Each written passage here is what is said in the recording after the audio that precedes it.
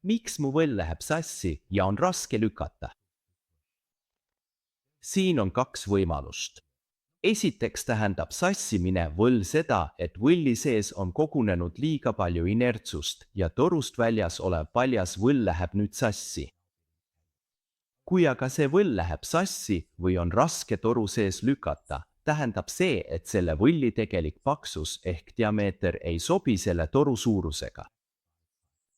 Näiteks kui kasutad veerandtollist ehk 6 mm võlli 6-tollises torus, siis on kohe näha, et võll on selle jaoks liiga väike.